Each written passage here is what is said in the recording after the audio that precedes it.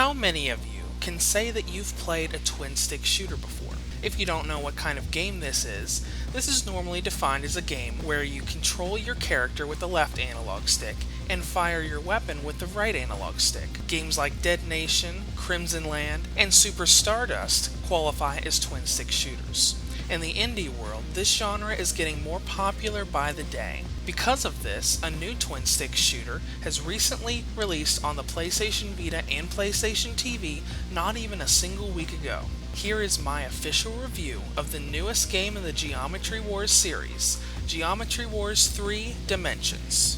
Geometry Wars 3 is a twin-stick shooter with 3D elements, which is the main difference between this game and the previous game in the series. You will have 2D planes that you're in, but you will also have 3D planes, so you'll have a bit of a 3D effect while you're going through the game. But all in all, this is a twin-stick shooter just like the previous games, but with a new twist. When you're going through the game, you will have several different game modes you can go through. There is Adventure Mode, Ultimate Mode, Classic Mode, Hardcore Mode, and Bonus Mode. Adventure Mode is the main campaign of the game, and you'll need to progress through this to be able to unlock the stages and all of the different areas you can go into in the other game modes. And when you go into each stage, no matter what game mode you're in, you will be choosing a ship and a super weapon before you go into the stage. At the beginning of the game, you will only have access to one type of ship and one type of super weapon, but as you progress through the game, especially when you get to the boss fights, you'll be able to unlock more of these to use as you progress farther in the game. There are a lot of different ships and super weapons. There are ships that emphasize on attack, defense, ammo, precision, and there are super weapons like missiles that you can launch as projectiles, black holes that can suck in enemies, or mines so you can lay down a little minefield to protect yourself. When you're actually in the stage, you will be on a 2D plane, roaming around and fighting enemies. This is much like any other twin-stick shooter. However, the 3D effects make this a little bit unique. You will have various 2D planes that have a 3D angle to them, kind of like a map that you're shifting around.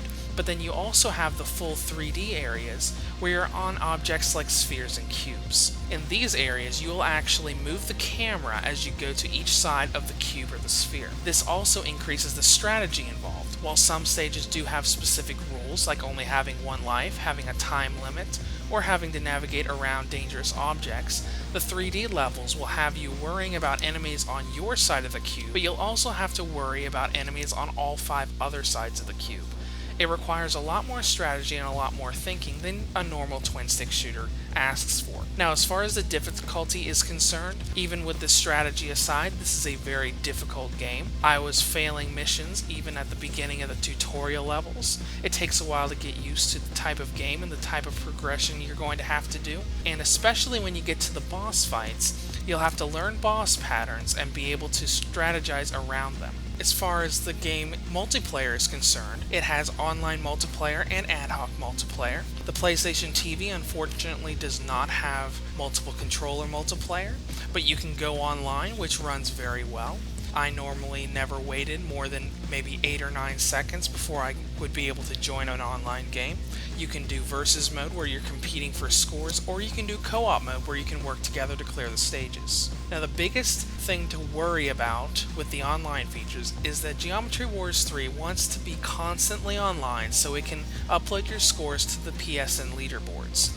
Because of this, it will constantly pull up the login screen over and over and over again, especially if you go and put your Vita in sleep mode, even for a couple seconds. As soon as you come back up and try to look through the menu, it will interrupt you and you'll have to wait 10 or 20 seconds for it to sign you into PSN.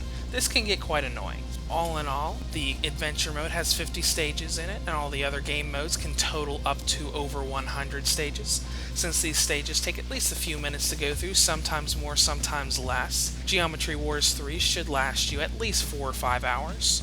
As far as the presentation is concerned, everything looks good for the most part. There are a few jagged edges here and there on the character models, and if you looked at a side-by-side comparison, you could tell it doesn't look as flawless as the PS3 or PS4 versions of the game.